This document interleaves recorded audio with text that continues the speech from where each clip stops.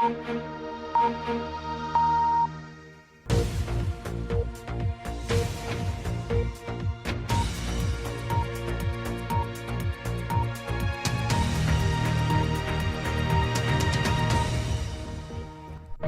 the God person, you're welcome to the channel.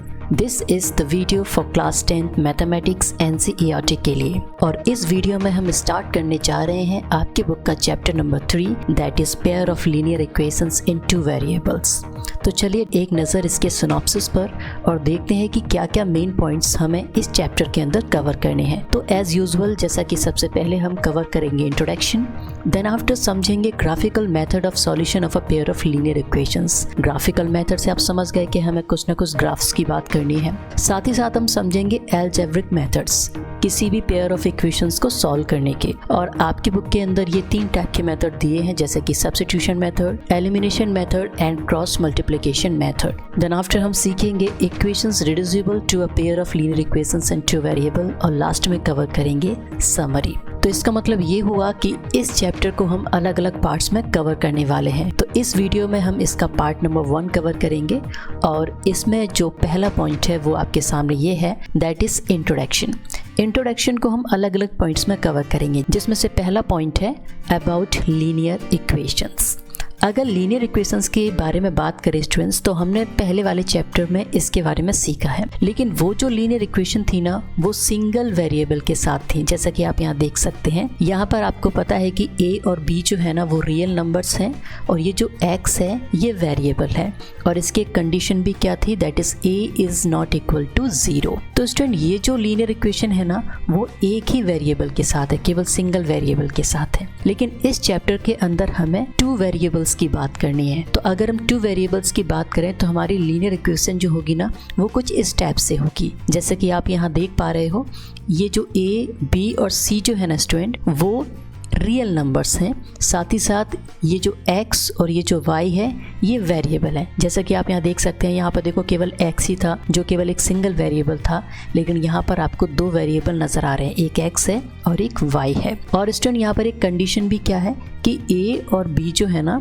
वो आपके 0 नहीं होने चाहिए, क्योंकि अगर आप इनको 0 कर देंगे तो देखो ये भी 0 हो जाएगा, ये भी 0 हो जाएगा, तो आपके पास सिर्फ और सिर्फ एक कांस्टेंट बचेगा जो कि किसी भी फॉर्म में एक इक्वेशन नहीं होगी। तो ऐसी कंडीशन में हमें a और b की वैल्यू को 0 कंसीडर नहीं करना है। जैसा कि स्टूडेंट ये जो इक्वेशन थी ये लीनियर इक्वेशन थी सिंगल वेरिएबल में, और इसकी ये जो कंडीशन थी कि a की वैल्यू 0 नहीं होनी चाहिए तो उसे हम इस फॉर्म में लिखते थे that is a is not equal to 0। तो यहाँ पर ये जो कंडीशन है कि a और b is not equal to 0, तो इस कंडीशन को मैथ में इस तरीके से लिखा जाएगा that is a square plus b square is not equal to 0। तो यहाँ पर स्टूडेंट्स आपको कंफ्यूज नहीं होना है, बस ये जो कंडीशन है ना कि a और b दोनों 0 के इक्वल नहीं होने चाहिए तो उसे हम इस फॉर्म में लिख देते हैं। अब इस फॉर्म में क्यों लिखते हैं इसके बारे में आगे के सेशंस के अंदर हम डिस्कस करेंगे। तो चलिए स्टूडेंट्स बढ़ते हैं नेक्स्ट वाले स्टेप पर जो कि है pair of linear equations in 2 variables, जो कि आपके चैप्टर का नाम भी है। यहाँ पर स्टूडेंट लीनियर इक्वेशंस इन 2 वेरिएबल्स को हमने पिछले स्लाइड पर कवर कर लिया कि क्या होते हैं लीनियर इक्वेशन, वो भी 2 वेरिएबल के साथ। लेकिन यहाँ पर एक जो नया वर्ड है वो इंट्रोड्यूस हुआ है दैट इज पेयर। पेयर का मतलब क्या होता है, जोड़े, है ना।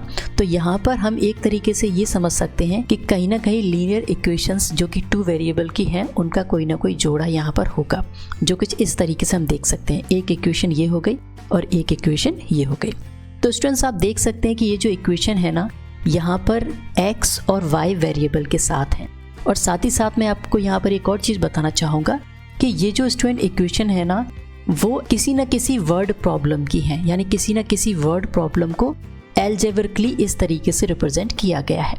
अब यहाँ पर एक चीज़ और समझने वाली है कि ये जो स्टूडेंट दोनों की दोनों इक्वेशन है ना वो अलग अलग वर्ड प्रॉब्लम्स की नहीं है, बल्कि एक ही वर्ड प्रॉब्लम के अंदर कोई 2 सिचुएशन गिवन होंगी, उनको इस तरीके से यहाँ पर लिखा गया है। अगर आपको ये चीज क्लियरली नहीं समझ में आई है तो डोंट वरी, हम आगे आने वाले जो भी स्लाइड्स हैं उन पर इस चीज को बेहतर तरीके से कवर करेंगे। तो स्टूडेंट यहाँ पर हम एक चीज तो समझ गए हैं कि ये दोनों इक्वेशन जो है ना वो एक ही वर्ड प्रॉब्लम के अंदर आई हुई 2 सिचुएशन है। तो इन दोनों की दोनों इक्वेशंस को हम कलेक्टिवली क्या कह देंगे, pair of linear equations in 2 variables. Okay, now we will move to the next step. This is general form of the pair of linear equations in two variable, यानी कि इसकी जनरल फॉर्म हमें लिखनी है। जैसा कि हमने पहले भी जनरल फॉर्म के बारे में सीखा है, अगर हम इनके जनरल फॉर्म को देखें तो देखो वो किस टाइप से होगा। जैसे कि मैंने एक linear equation with two variable इस तरीके से मैंने लिख दिया, ठीक है, और दूसरी इक्वेशन इसी पेयर की मैंने ऐसे लिख दी।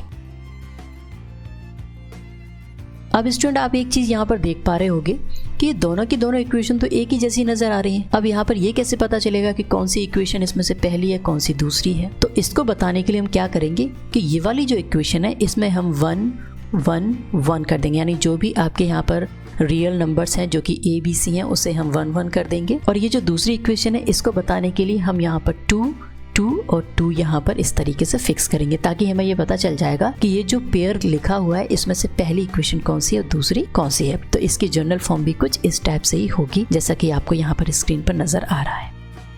Okay, so this is equation number 1 and this is equation number 2, और ये हो गया pair of linear equations. Okay students, अब स्टूडेंट यहाँ पर कंडीशन की बात करेंगे। अगर हम यहाँ पर देखें that is ax plus by plus c is equal to 0, इसकी कंडीशन हम कैसे लिख रहे थे? जैसा कि मैंने आपको पहले इंट्रोडक्टरी पार्ट में बताया था कि a square plus b square is not equal to 0, है ना, ये बताने के लिए कि a और b की वैल्यू 0 नहीं होनी चाहिए। तो अगर हम इस वाली इक्वेशन और इस वाली इक्वेशन की भी इस तरीके से कंडीशन लिखेंगे तो किस फॉर्म में नजर आएगी? तो देखिए, सबसे पहले हम यहाँ बता देंगे कि a1 b1 c1 a2 b2 c2 ये सब की सब क्या है? रियल नंबर्स हैं। और पहली इक्वेशन के लिए यानी इस वाली इक्वेशन के लिए ये जो कंडीशन है वो इस तरीके से लिखी जाएगी, और इस वाली इक्वेशन के लिए जो कंडीशन है वो इस तरीके से लिखी जाएगी। यानी सिंपली हम a1 b1 कर देंगे और दूसरी इक्वेशन के लिए a2 b2 कर देंगे। ठीक है, आई होप कि आपको ये बहुत अच्छे तरीके से क्लियर हुआ होगा। बाकी अब हम बढ़ते हैं नेक्स्ट पॉइंट की तरफ। ये जो पॉइंट है स्टूडेंट वो गिवन है अलजेब्रिक एंड ग्राफिकल रिप्रेजेंटेशन, यानी इसकी डेफिनेशन पर नजर डालें तो हम यहाँ पर एक चीज समझ सकते हैं कि ये जो अलजेब्रिक रिप्रेजेंटेशन है ना, इसका मतलब यही है कि किसी भी वर्ड सिचुएशन को हम किसी इक्वेशन के फॉर्म में लिख दें या फिर अलजेब्रिक टर्म्स के अंदर लिख दें। ठीक है, तो उसी चीज को हम कहेंगे अलजेब्रिक रिप्रेजेंटेशन। यानी कि किसी वर्ड फॉर्म के अंदर आपको कोई क्वेश्चन गिवन है और आप उसमें कोई ना कोई x या y वेरिएबल मान लेते हैं, फिर आप उसको एक इक्वेशन में डेवलप कर देते हैं, तो जो आपको इक्वेशन मिलती है ना उसे ही हम कहेंगे अलजेब्रिक रिप्रेजेंटेशन। वैसे आगे की स्लाइड्स पर हम इस चीज को बेहतर तरीके से और कवर करने वाले हैं। अब हम बात करते हैं ग्राफिकल रिप्रेजेंटेशन के बारे में। तो स्टूडेंट, कोई भी इक्वेशन है जो भी आपने फॉर्म की है उस इक्वेशन को ग्राफ पर रिप्रेजेंट करना, तो उसे हम कहते हैं ग्राफिकल रिप्रेजेंटेशन। और ग्राफिकल रिप्रेजेंटेशन को दूसरे शब्दों में हम ज्योमेट्रिकल रिप्रेजेंटेशन भी कह सकते हैं। ठीक है, तो चलिए स्टूडेंट्स, अब इन सभी कॉन्सेप्ट को हम कुछ क्वेश्चंस को सॉल्व करके बेहतर तरीके से समझने की कोशिश करते हैं। तो इसके लिए हम स्टार्ट करते हैं क्वेश्चन टाइम। तो क्वेश्चन टाइम में स्टूडेंट जो पहला एग्जांपल है आपके सामने वो ये रहा। अब यहाँ पर देखिए, सबसे पहली बात कि ये जो क्वेश्चन है ना, इसमें यहाँ से लेके यहाँ तक जो भी आपको नजर आ रहा है ये एक वर्ड फॉर्म है। अब यहाँ से हमें इक्वेशन फॉर्म करनी है, यानी कि अगर हम इक्वेशन फॉर्म कर लेंगे ना तो वो हमारा हो जाएगा अलजेब्रिक रिप्रेजेंटेशन, और फिर उसके बाद उस इक्वेशन को हम ग्राफ पर शो करेंगे तो फिर वो हो जाएगा ग्राफिकल रिप्रेजेंटेशन। जैसा कि क्वेश्चन के अंदर गिवन है, Akela goes to a fair with ₹20 and wants to have rides on the giant wheel and play hoopla. The number of times she played hoopla is half the number of rides she had on the giant wheel. If each rides cost ₹3 and a game of hoopla cost ₹5, represent this situation algebraically and graphically. मतलब ये जो situation है, सबसे पहले हमें इसे algebraically represent करना है, साथ ही साथ फिर हम उसे graphically रिप्रेजेंट करेंगे। तो समझने की कोशिश करते हैं। यहाँ पर क्वेश्चन ये है कि अकेला जाती है मेले में, वो भी ₹20 लेकर। मेले से आपको याद आ गया होगा कि काफ़ी समय से आप मेले बिल्कुल नहीं जा पाए हो, और स्टूडेंट आप समझ सकते हैं कि लॉकडाउन के चक्कर में ये जो मेला है ना वो काफ़ी दूर चला गया है। मतलब कि मैं आपको पहले ही बोलता था कि मैं मेले के अंदर इतना नहीं जाता था, तो मुझे इसका ज़्यादा दुख नहीं हो रहा है, लेकिन आप लोग तो कोई भी मेला छोड़ते नहीं थे, तो आई थिंक आपको थोड़ा सा अलग फील हो रहा हो कि हम मेले के अंदर नहीं जा पा रहे हैं ना, मतलब कोई ऐसी एक्टिविटी नहीं कर पा रहे हैं जो कि एक ग्रुप ऑफ पीपल को लेकर की जा रही है ना। बुरा समय है, कोई बात नहीं, बीत जाएगा। लेकिन यहाँ पर समझने वाली बात यह है कि मेले के अंदर जब ये अकेला गई थी तो उसने 2 एक्टिविटी की। एक तो उसने राइडिंग की थी जाइंट व्हील की, और साथ ही साथ उसने होपला गेम को प्ले किया था।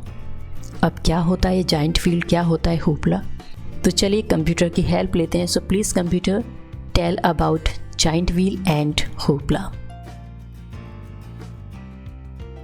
Okay, this is joint wheel यानी कि झूला, जो आपने मेले के अंदर देखा होगा और आई थिंक झूला भी होगा। ऐसे कितने स्टूडेंट हैं जिनको झूला झूलने में डर लगता है, या फिर ऐसे कितने स्टूडेंट हैं जिन्हें झूला झूलने में डर नहीं लगता है? सो प्लीज मुझे कमेंट करके बताइएगा जरूर। साथ ही साथ स्टूडेंट्स बात करते हैं हुपला। ये होता है हुपला यानी कि एक रिंग टाइप की होती है, और जब आप किसी मेले के अंदर जाते हैं तो आपको एक रिंग मिल जाती है और कुछ आर्टिकल्स होते हैं। अब आपको क्या करना हो, उस रिंग को आर्टिकल्स की तरफ फेंकना है। तो ऐसी कंडीशन में जो आर्टिकल आपकी रिंग के अंदर आ जाता है वो आर्टिकल आपका हो जाता है ना। तो ये एक गेम टाइप का होता है जो मेले के अंदर देखने को मिलता है। तो ये हो जाते हैं दोनों चीजें। आई थिंक अब आपको समझ में आ गया होगा। तो चलिए हम बढ़ते हैं अपने क्वेश्चन की तरफ। तो क्वेश्चन हमारा ये था। अब स्टूडेंट मैंने आपको एक चीज जरूर बताई थी, वो मैंने क्या बताया था कि जो भी आपकी दो इक्वेशन होती है वो किसी एक ही वर्ड प्रॉब्लम की दो सिचुएशन होती हैं। जैसा कि आप यहाँ देख सकते हैं कि एक सिचुएशन तो ये है यहाँ से लेके यहाँ तक, जिसमें ये बताया गया है कि उसने कितने टाइम्स हुपला को प्ले किया था और कितने टाइम्स उसने जायंट व्हील को राइड किया था, यानी कि झूला झूला था। और दूसरी सिचुएशन यहाँ से लेकर के यहाँ तक होती है कि यानी कि उसको कितने रुपीस देने पड़े झूला झूलने के लिए और कितने रुपीस देने पड़े उसे हुपला गेम को खेलने के लिए। अब हम इन दोनों सिचुएशन को एल्जेब्रिकली रिप्रेजेंट करेंगे। तो चलिए एल्जेब्रिक रिप्रेजेंटेशन करते हैं इसका। तो उसके लिए सबसे पहले हम मान लेते हैं कि यहाँ पर ये जो आपका नंबर ऑफ राइड्स यानी कि जितनी बार उसने झूला झूला है वो हमने मान लिया x, और जितनी बार उसने हुपला गेम को प्ले किया है वो हमने मान लिया y। ठीक है, तो स्टूडेंट यहाँ पर देखिए ध्यान से, यहाँ से लेकर के यहाँ पर आपको देखना है। इसमें दिया है कि जितनी बार उसने झूला झूला है ना, राइड द जायंट व्हील, जितनी बार उसने झूला झूला है तो उसने हुपला गेम को उसके हाफ टाइम प्ले किया है। यानी कि हम कह सकते हैं कि अगर उसने 10 बार झूला झूला है तो उसने हुपला गेम को केवल 5 बार खेला होगा। ठीक है, अब यहाँ पर हमें पता तो है नहीं कि कितनी बार झूला झूला है, तो हमने उसे x मान लिया, और ये भी नहीं पता कि कितनी बार उसने हुपला गेम को प्ले किया है, तो हमने y मान लिया। अब अगर इसके अकॉर्डिंगली हम बात करें तो हम इस चीज को इस तरीके से लिख सकते हैं कि hoopla is just the half of right, यानी कि हमने क्या किया, हुपला यानी कि y, उसको हमने इक्वल कर दिया हाफ ऑफ x, और x हमने क्या माना था, जो भी उसने जितनी बार झूला झूला होगा, तो ये हमने हाफ कर दिया। तो इस तरीके से हम लिख सकते हैं इसे। इसके बाद स्टूडेंट हम यहाँ पर 1 मानेंगे और क्रॉस मल्टीप्लिकेशन वगैरह कुछ करेंगे, तो आपके सामने एक ये इक्वेशन देखने को मिलेगी जिसे हम इक्वेशन नंबर 1 बोल देंगे। आप यहाँ देख सकते हैं y is equal to 1/2x। ठीक है, इस नीचे 1 मानेंगे, इसका इंटू इसमें, इसका इंटू इसमें करेंगे तो हमें क्या मिल जाएगा, x is equal to 2y। अब हम इस 2y को इस तरफ लेके आएंगे तो x minus 2y is equal to 0। Is that clear? तो ये आपका हो गया इक्वेशन नंबर 1। ठीक है, तो स्टूडेंट यहाँ पर अब हमें दूसरी इक्वेशन डेवलप करनी है, तो हम यहाँ से लेकर यहाँ तक देखेंगे बस। ठीक है, तो देखिए जितनी बार उसने झूला झूला होगा तो हर एक बार उसे 3 रुपीज देने पड़े होंगे। तो झूला हमने x टाइम माना है, तो हम क्या कर लेंगे, 3 का इंटू x में कर देंगे तो 3x हो जाएगा। और यहाँ पर हुपला का जो कॉस्ट है वो स्टूडेंट 4 रुपीज है हर बार खेलने का। ठीक है, तो हमने ये y माना था हुपला, तो हम इसे भी देखेंगे तो ये 4 इंटू y यानी कि 4y हो जाएगा। और अब इन दोनों के पैसों को जोड़ दिया जाए तो किसके इक्वल हो जाएगा, 20 के इक्वल। तो हम यहाँ पे दूसरी इक्वेशन क्या लिख सकते हैं, इस तरीके से, यानी कि 3 रुपीज थे उसके झूला झूलने के, तो वो हमने x में इंटू कर दिया, और 4 रुपीज थे हुपला गेम के, तो वो हमने y में इंटू कर दिया। अब इन दोनों के पैसे जोड़ लेंगे तो कितने रुपीज के इक्वल हो जाएगा, 20 रुपीज के इक्वल, जो कि वो लेकर गई थी मेला देखने के लिए। हालांकि रुपए बहुत कम है, इतने रुपए में कहाँ से मेला दिख पाता है आजकल के समय में, पर क्या कह सकते हैं, क्वेश्चन तो ऐसा ही है। चलिए स्टूडेंट्स, तो ये हमारे पास आ गई 2 इक्वेशन। अब ये 2 इक्वेशन आ गई तो हमारी एक चीज तो यहाँ पर क्लियर हो गई कि एल्जेब्रिकली हमने इस चीज को रिप्रेजेंट कर लिया। अब हम बात करते हैं ग्राफिकली रिप्रेजेंटेशन, यानी कि अब हम ग्राफ पर इस चीज को कैसे रिप्रेजेंट करें। तो चलिए यहाँ पर हमारे पास 2 इक्वेशन थी, एक ये और एक ये। अब स्टूडेंट एक चीज तो यहाँ पर क्लियर आपको होगी, पहले वाले आपने चैप्टर्स करे हैं, तो जब भी हम किसी चीज को ग्राफ पर शो करते हैं तो हमें पॉइंट्स की जरूरत होती है ना। और जैसा कि हमने पॉलिनोमियल वाले चैप्टर में पॉइंट्स को फाइंड आउट करना भी सीखा था, तो यहाँ पर कहानी वही है, हमें पॉइंट्स फाइंड आउट ही करने हैं, लेकिन तरीका कुछ अलग होगा। वो कैसे होगा, तो देखिए हम ग्राफिकल रिप्रेजेंटेशन को कुछ इस तरीके से फिक्स करेंगे। तो ये जो सबसे पहले आपको ये फर्स्ट इक्वेशन नजर आ रही है, इस इक्वेशन के लिए हम एक टेबल फिक्स करेंगे कुछ इस तरीके से। ठीक है, और ये जो इक्वेशन है ना, इस इक्वेशन को हम y के इक्वल करेंगे, यानी कि जो भी चीजें आपकी इस तरफ दी हैं उन्हें इस तरफ पहुंचाना है और इक्वेशन को केवल y के इक्वल करना है। तो यहाँ पर हम देख सकते हैं कुछ इस तरीके से x -2y is equal to 0 given है। तो सबसे पहले हम ऐसे कर सकते हैं कि -2y इज इक्वल टू ये जो x है इस तरफ जाएगा तो -x हो जाएगा। देन अब ये -2 -x से डिवाइड करेगा, है ना, इस तरीके से -2 हो जाएगा। माइनस से माइनस कैंसिल, तो हमें y इक्वल टू क्या मिल जाएगा, x/2। तो इस तरीके से हमें इक्वेशन को y के इक्वल कर लेना है। तो उसे हम यहाँ पर लिख देंगे कुछ इस तरीके से, ठीक है। अब अगला स्टेप कि हमें x चाहिए, तो x को हम यहाँ पर इस तरीके से फिक्स कर लेंगे। अब रैंडमली कोई भी वैल्यू सेलेक्ट करेंगे, जैसा कि आप पॉलिनोमियल के केस में करते थे। तो मैंने यहाँ पर सबसे पहली एक वैल्यू सेलेक्ट करी 0। अब मैं इस 0 को इसके अंदर सब्स्टिट्यूट करूँगा तो 0/2 हो जाएगा, और 0/2 हो गया तो इसका आंसर भी 0 आएगा।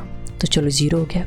अब मैंने सेकेंड टाइम में 2 को मान लिया x के इक्वल, तो अब मैं इस 2 को इसके अंदर सब्स्टिट्यूट करूँगा, ठीक है। तो यहाँ पर हो जाएगा 2/2, दैट मीन्स आपको y की वैल्यू मिल जाएगी 1।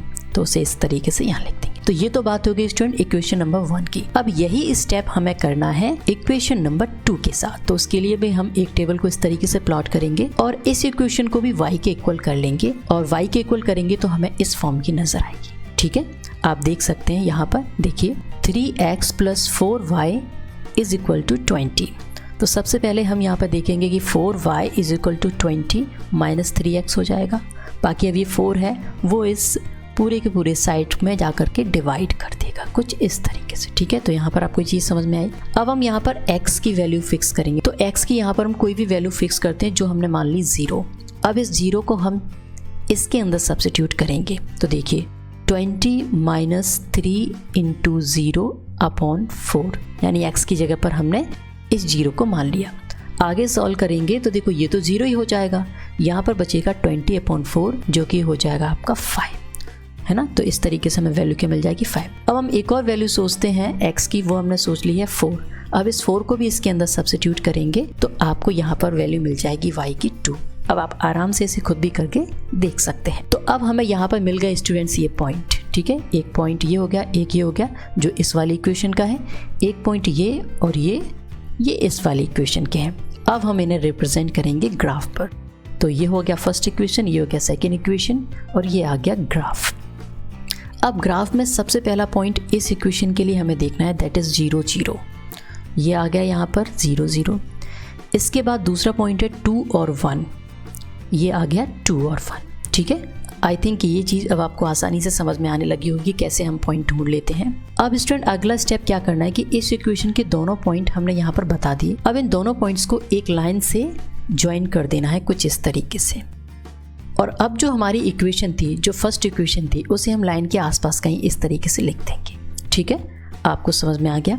अब स्टूडेंट बात करेंगे सेकंड इक्वेशन के बारे में। अब इनके पॉइंट को भी देख लेते हैं। तो पहला पॉइंट है 0 और 5, तो 0 और 5 देखो ये रहा, और दूसरा पॉइंट है 4 और 2, देखो ये रहा, ठीक है। अब इन दोनों पॉइंट्स को भी हमें क्या करना है, एक लाइन से मिला देना है कुछ इस तरीके से। और इन पॉइंट की जो इक्वेशन थी हम इसी लाइन के इर्द गिर्द कहीं लिख देंगे, तो हमने ये लिख दी है, ठीक है। तो ये हो गया स्टूडेंट ग्राफिकल रिप्रेजेंटेशन।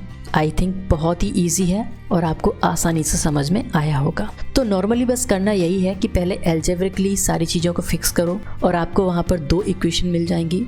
अब उन दोनों इक्वेशन को y के इक्वल कर लो और उसके साथ x की कोई भी वैल्यू रैंडमली सेलेक्ट करके आप पॉइंट्स फाइंड आउट कर लो। उन पॉइंट्स को इस तरीके से ग्राफ पर शो कर लीजिए और वहाँ पर ड्रॉ कर लीजिए स्ट्रेट लाइंस, और उन लाइंस पर पर्टिकुलर उन इक्वेशंस को फिक्स कर दीजिए। तो ये हो जाता है स्टूडेंट ग्राफिकल रिप्रेजेंटेशन। अब हम बात करेंगे नेक्स्ट वाले एक और क्वेश्चन की।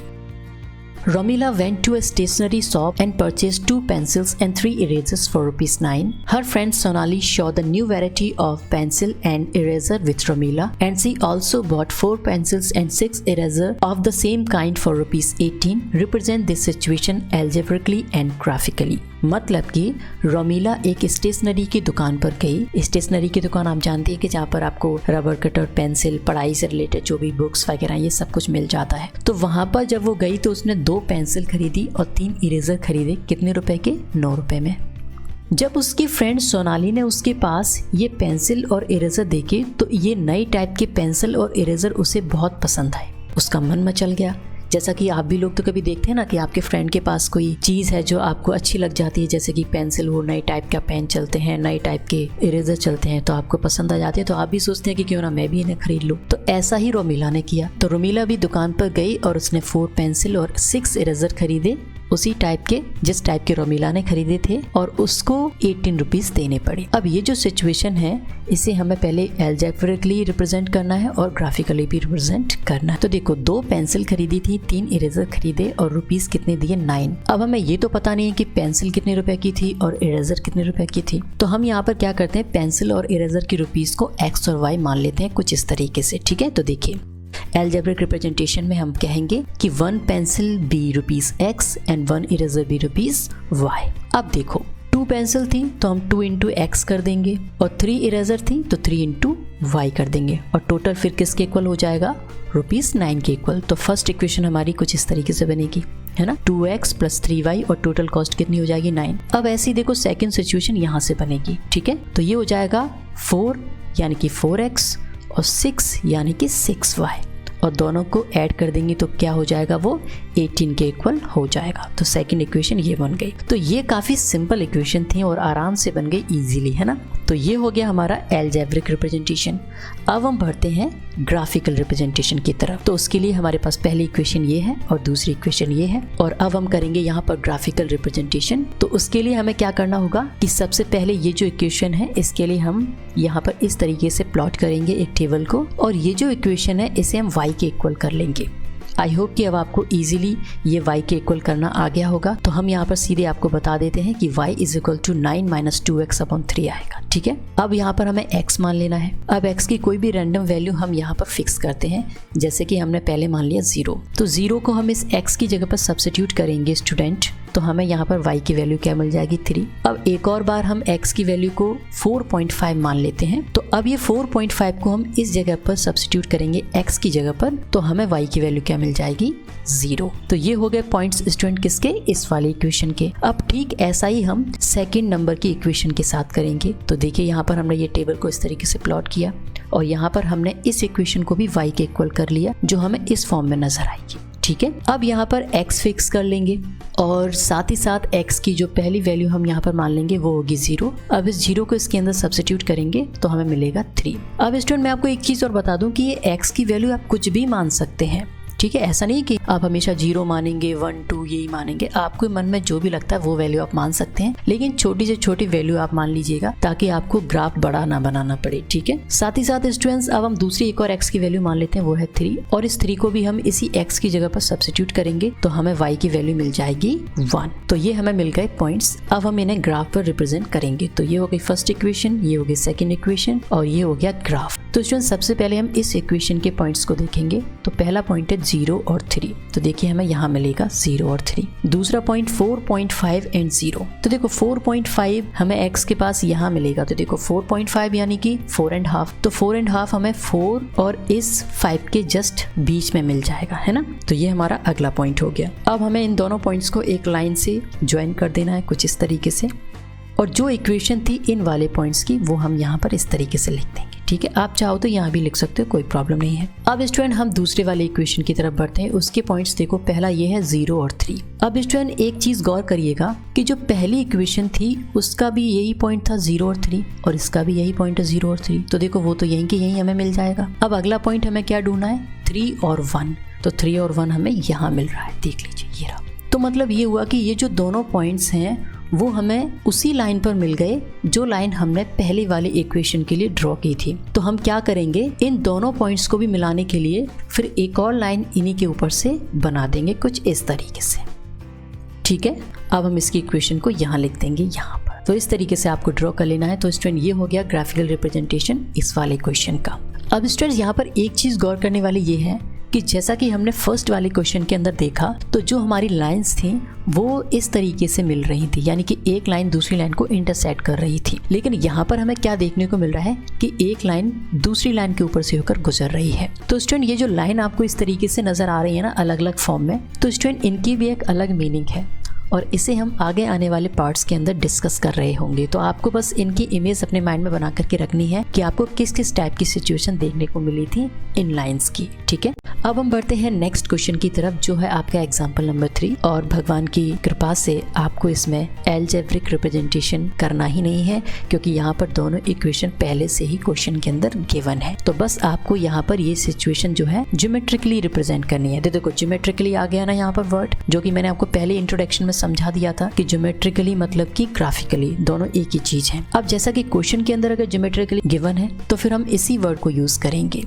तो ज्योमेट्रिकल रिप्रेजेंटेशन करते हैं तो सबसे पहले हमारे पास ये इक्वेशन 1 हो जाएगी, ये इक्वेशन सेकंड हो जाएगी, और इक्वेशन नंबर फर्स्ट के लिए हम इस तरीके से टेबल प्लॉट करते हैं और इस इक्वेशन को y के इक्वल कर लेते हैं। कुछ इस तरीके से हमें इक्वेशन नजर आएगी। और अब हम यहाँ पर x फिक्स करेंगे और x की हम सबसे पहले एक वैल्यू सेलेक्ट करते हैं जो है 0। अब इस 0 को इसके अंदर सब्स्टिट्यूट करेंगे तो हमें y की वैल्यू मिल जाएगी 2, और एक और जो x की वैल्यू है वो हम मान लेते हैं 4, और इसको भी हम इसी x की जगह पर सब्स्टिट्यूट करेंगे तो हमें y की वैल्यू मिल जाएगी 0। तो ये स्टूडेंट्स हमने फाइंड कर लिए पहली वाली इक्वेशन के पॉइंट्स।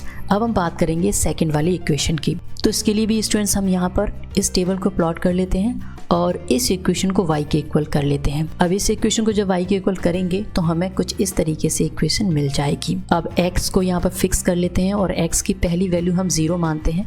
0 को इसके अंदर सब्स्टिट्यूट करेंगे तो y की वैल्यू हमें 3 मिल जाएगी, और एक और x की वैल्यू हम 6 ले लेते हैं और इस 6 को यहाँ पर सब्स्टिट्यूट करेंगे तो फिर हमें y की वैल्यू 0 मिल जाएगी।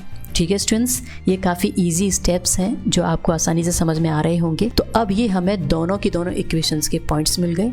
अब हम करेंगे ग्राफिकल रिप्रेजेंटेशन। तो यहाँ पर पहली इक्वेशन के पॉइंट्स ये हैं और दूसरी इक्वेशन के पॉइंट्स ये हैं, और ये हो गया हमारा ग्राफ। तो देखिए पहली इक्वेशन की बात करते हैं तो पहला पॉइंट है 0 और 2 जो कि ये रहा यहाँ पर, और दूसरा पॉइंट है 4 और 0 जो कि ये रहा यहाँ पर। ठीक है, अब इन दोनों पॉइंट्स को इस तरीके से लाइन से मिला देंगे और ये जो इक्वेशन है उसको हम यहाँ पर लिख देंगे। देखिए ये लिख दिया। अब बात करते हैं दूसरी वाली इक्वेशन के पॉइंट्स की। तो यहाँ पर हमें 0 और 3 नज़र आ रहा है, वो मिल गया ये वाला पॉइंट। ठीक है, और दूसरा 6 और 0 तो ये मिल गया यहाँ पर। ठीक है, अब इन दोनों को भी हम इस लाइन से इस तरीके से मीट कर देंगे और यहाँ पर लिख देंगे इक्वेशन कुछ इस तरीके से। तो ठीक है स्टूडेंट्स, ये हो गया हमारा एक और वाला रिप्रेजेंटेशन। तो हमने 3 टाइप की सिचुएशन देख ली अब लाइन के। देखो यहाँ पर एक ऐसी सिचुएशन मिल गई कि एक लाइन दूसरी लाइन के पैरेलल जा रही है ना। तो 3 टाइप की सिचुएशन आपको देखने को मिलेगी। तो जरूर से जरूर इन सिचुएशन को हम आगे आने वाले पार्ट्स के अंदर डिस्कस कर रहे होंगे, तो वो काफ़ी इंटरेस्टिंग होगा। तो बस आप इन तीनों की तीनों सिचुएशन को ध्यान रखना। पहली सिचुएशन हमें मिल जाती है इस टाइप की, दूसरी सिचुएशन की एक लाइन दूसरी लाइन से होकर गुजर जाती है, और तीसरी की एक लाइन दूसरे लाइन के पैरेलल है। ठीक है, तो स्टूडेंट यहाँ पर हमने सभी क्वेश्चन टाइम के क्वेश्चन को कवर कर लिया। अब हम बढ़ते हैं एक्सरसाइज नंबर 3.1 की तरफ, और इसके अंदर जो फर्स्ट क्वेश्चन है ये रहा। Aftab tells his daughter, 7 years ago, I was 7 times as old as you were then. Also 3 years from now, I shall be 3 times as old as you will be. Isn't this interesting? Represent this situation algebraically and graphically. मतलब की बात ये है कि आफ्ताब ने अपनी बेटी से कहा कि 7 साल पहले मेरी जो उम्र है ना वो आपकी उम्र से 7 गुना थी। ठीक है, ये बात हो गई पहली वाली सिचुएशन की। अब दूसरी सिचुएशन की कि 3 साल बाद मेरी उम्र आपकी उम्र के 3 गुनी हो जाएगी।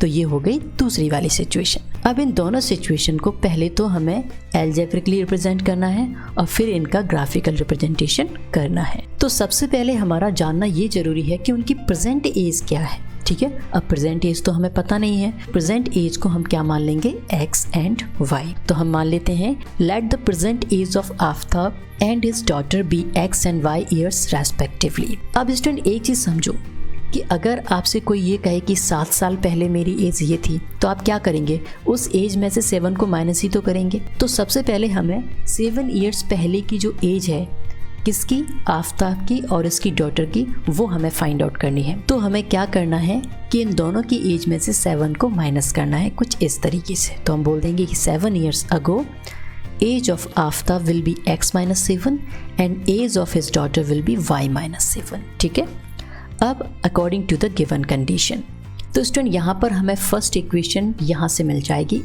ठीक है, इतने पार्ट से, जिसमें दिया है कि जो आफ्ताब की जो एज है उसकी बेटी से 7 टाइम्स है।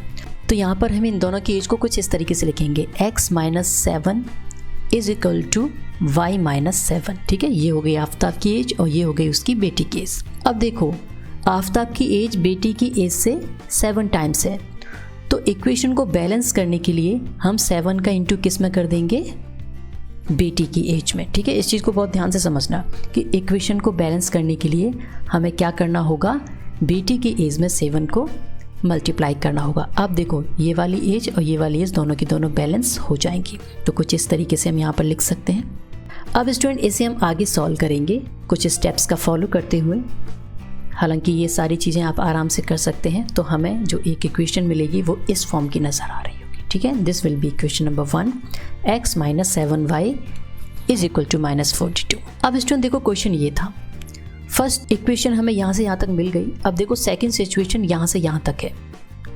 ठीक है, तो इसके अंदर से अब हमें दूसरी इक्वेशन को डेवलप करना है। तो यहाँ पर बात हो रही है 3 years फ्रॉम नाउ, यानी कि अब आगे आने वाले जो 3 साल है उनकी बात हो रही है। तो स्टूडेंट जो आगे आने वाले साल हैं तो उसके लिए हमें क्या करना होगा कि जो भी उनकी प्रेजेंट एज है उसमें हमें 3 years को ऐड करना होगा। कुछ इस तरीके से आप देख सकते हैं, जैसे कि यहाँ पर एज ऑफ आफ्ताब क्या हो जाएगी, x प्लस 3 और एज ऑफ इस डॉटर क्या हो जाएगी, y प्लस 3। तो इस तरीके से हमने बता दिया कि 3 years बाद उनकी एज ये होगी। अब यहाँ पर कंडीशन क्या कहती है, कंडीशन ये कहती है कि जो आफ्ताब की एज है वो उसकी बेटी की एज के 3 टाइम्स हो जाएगी। तो हम यहाँ पर ऐसे लिख सकते हैं x plus 3 is equal to y plus 3। ठीक है, और इक्वेशन को बैलेंस करने के लिए हम क्या करेंगे, 3 टाइम्स का इंटू डॉटर की एज में कर देंगे। ठीक है, तो इस तरीके से कुछ हमें नज़र आएगा। अब हमें क्या करना है, इस इक्वेशन को सॉल्व करना है कुछ स्टेप्स का फॉलो करते हुए। तो हमें इस टाइप से ये इक्वेशन मिल जाएगी। तो ये हो गई इक्वेशन नंबर 2।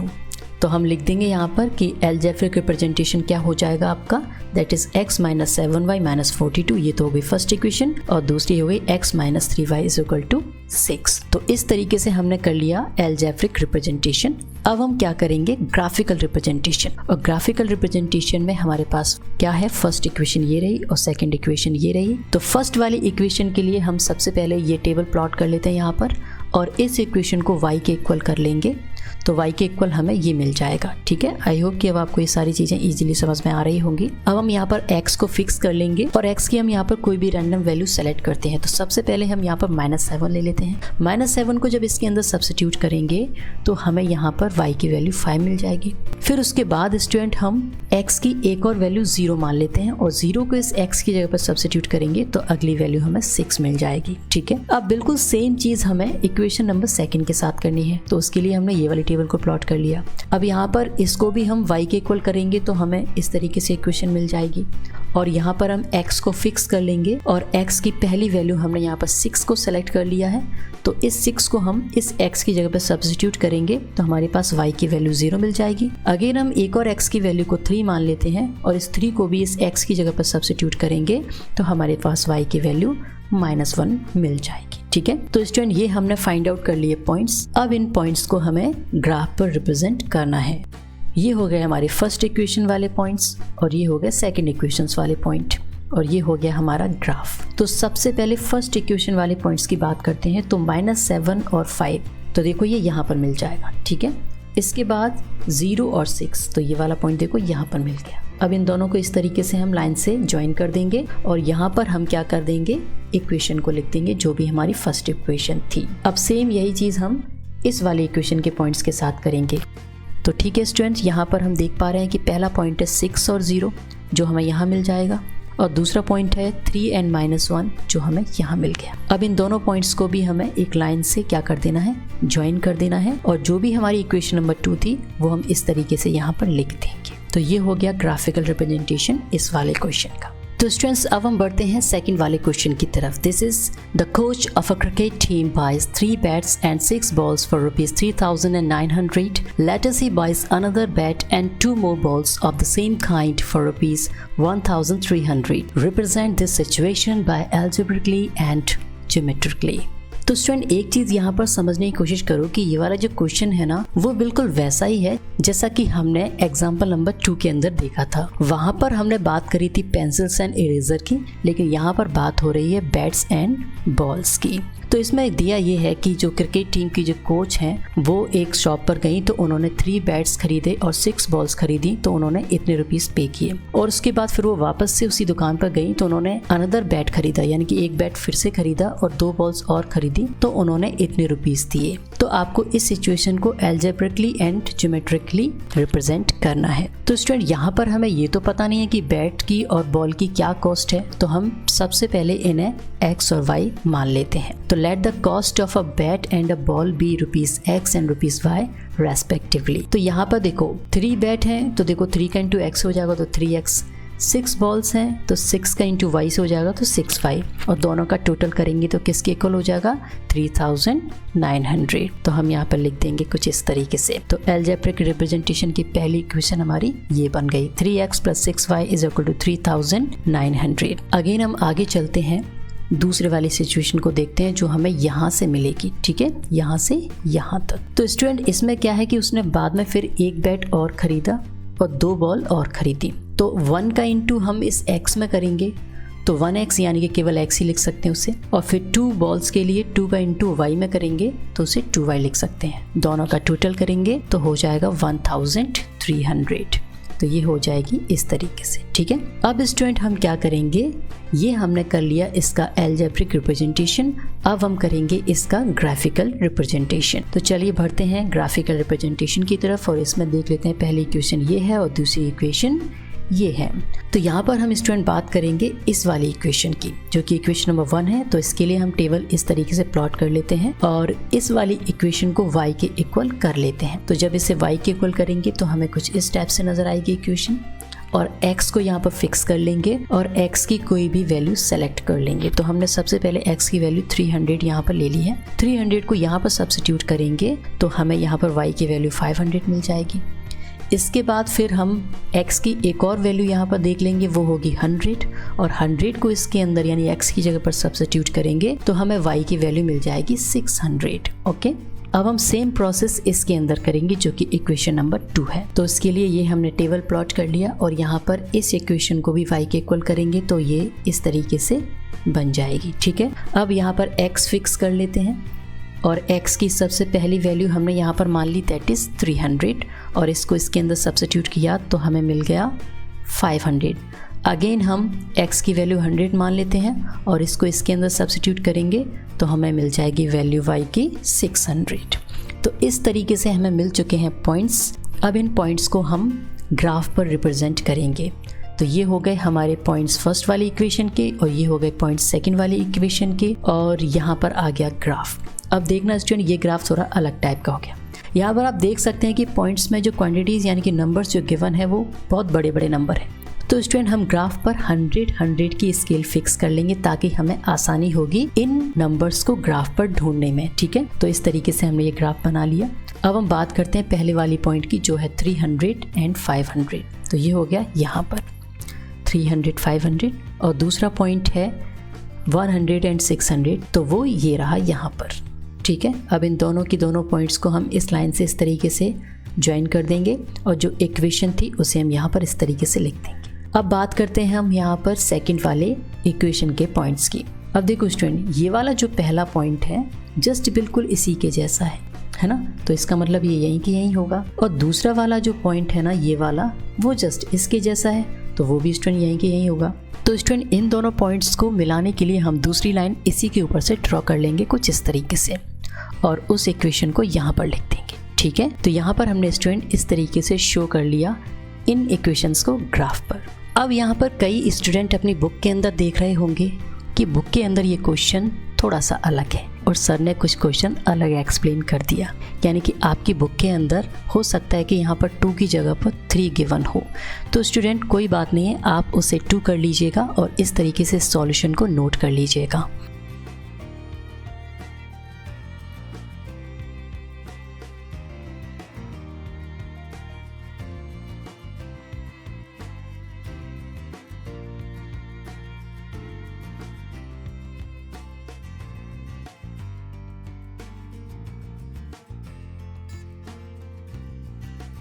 ओके, तो अब हम चलते हैं स्टूडेंट अगले वाले क्वेश्चन की तरफ। Question number 3। बहुत ध्यान से देखिएगा। The cost of 2 kg of apples and 1 kg of grapes on a day was found to be rupees 160. After a month, the cost of 4 kg of apples and 2 kg of grapes is rupees 300. Represent this situation algebraically and geometrically. तो student यहाँ पर क्या है कि 2 kg Apple और 1 kg grapes की जो cost है एक दिन इतनी पाई गई और उसके एक महीने बाद 4 kg एप्पल्स और 2 kg ग्रेप्स की कॉस्ट इतनी पाई गई। तो अब आपको इस सिचुएशन को एल्जेब्रिकली और ज्योमेट्रिकली रिप्रेजेंट करना है। तो सबसे पहले हमें देखो कॉस्ट तो पता नहीं कितनी है एप्पल की कॉस्ट और कितनी है ग्रेप की कॉस्ट, तो हम इसे मान लेंगे यहाँ पर कुछ इस तरीके से।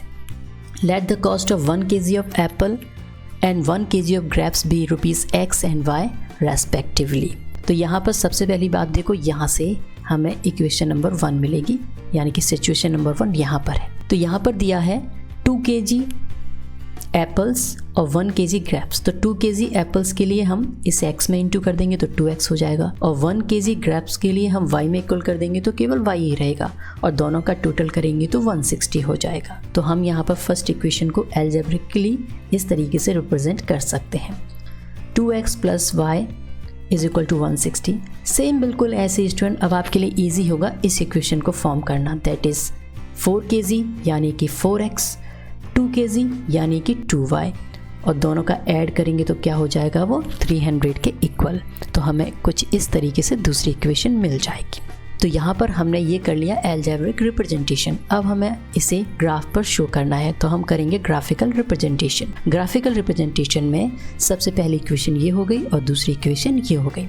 तो स्टूडेंट फर्स्ट इक्वेशन के लिए हम इस तरीके से टेबल को प्लॉट करेंगे और इस इक्वेशन को y के इक्वल करेंगे तो हमें इस तरीके से देखने को मिलेगी, और साथ ही साथ हम यहाँ पर x को फिक्स करेंगे और x की सबसे पहली वैल्यू हम यहाँ पर सेलेक्ट कर लेते हैं 50, और 50 को इस x की जगह पर सब्स्टिट्यूट करेंगे तो हमें मिल जाएगा y का वैल्यू 60।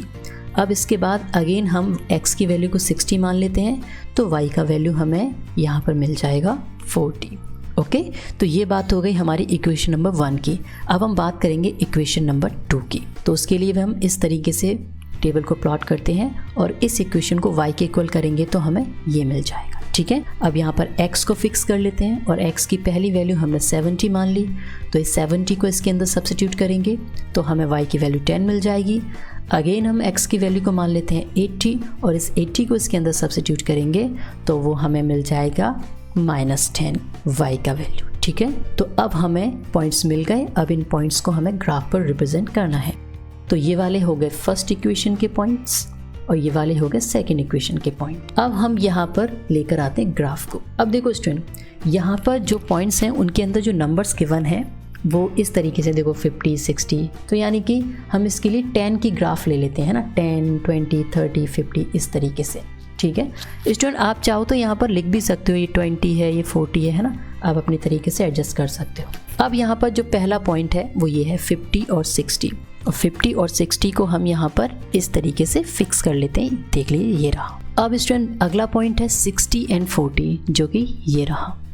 अब इन दोनों की दोनों पॉइंट्स को इस लाइन से इस तरीके से ज्वाइन कर देंगे और इक्वेशन को यहाँ लिख देंगे। ठीक है, अब हम बात करते हैं इस वाली इक्वेशन में। तो पहला पॉइंट है 70 और 10 जो कि इस जगह पर मिल जाएगा, और दूसरा पॉइंट है आपका 80 और -10 जो हमें यहाँ मिल जाएगा। ठीक है, अब इन दोनों की दोनों पॉइंट्स को भी हम इस लाइन से इस तरीके से ज्वाइन कर देंगे और इक्वेशन को यहाँ पर इस तरीके से लिख देंगे। तो ये हो गया स्टूडेंट ग्राफिकल रिप्रेजेंटेशन थर्ड वाले क्वेश्चन का। तो यहाँ पर स्टूडेंट हमने इस चैप्टर का पार्ट 1 कवर कर लिया, और आई होप कि आपको चीज़ें काफ़ी अच्छी तरीके से समझ में आई होंगी, और अगर नहीं भी समझ में आई होंगी तो प्लीज़ आप उन्हें रिपीट करके देख लीजिएगा, और फिर भी अगर आपको कोई डाउट लगता है तो आप प्लीज़ मुझे कमेंट करके पूछिएगा। अब आपका काम ये है कि आपको इसमें जितनी भी स्लाइड्स हैं उन सभी को अपनी फेयर नोटबुक के अंदर नोट करना है। तो अब आपसे मुलाकात होगी इसी चैप्टर के सेकेंड पार्ट के अंदर। तब तक के लिए खुश रहिए, हिफाजत से रहिए और माँ बाप की सेवा कीजिए। Thank you, the God person. Love you, dear.